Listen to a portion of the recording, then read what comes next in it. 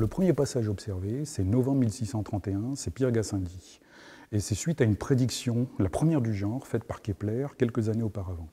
Alors ce type de passage est extrêmement rare à observer. La preuve, 1631, on en compte à peu près sur un siècle, on en compte 14.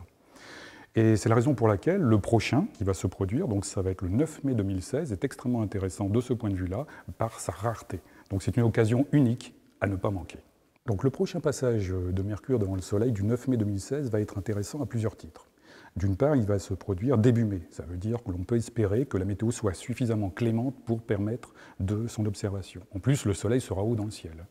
Mais également, on va pouvoir l'observer dans sa totalité, c'est-à-dire presque 7h30 d'observation complète du début à la fin, un peu avant midi jusqu'au coucher du Soleil, et ceci visible de partout, en France métropolitaine, aux Antilles et partiellement aussi à La Réunion.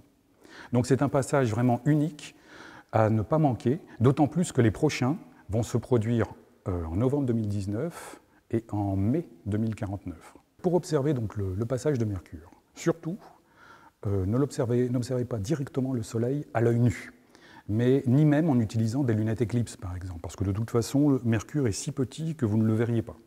Donc le meilleur moyen, c'est d'utiliser une méthode par projection qui va vous permettre d'avoir une image agrandie du Soleil. Par exemple, en utilisant ceci.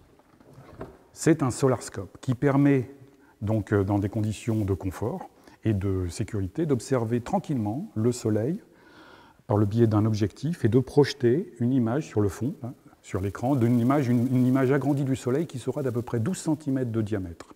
Sur cette image, Mercure apparaîtra comme un tout petit disque d'un peu moins d'1 millimètre, donc suffisant pour pouvoir l'observer.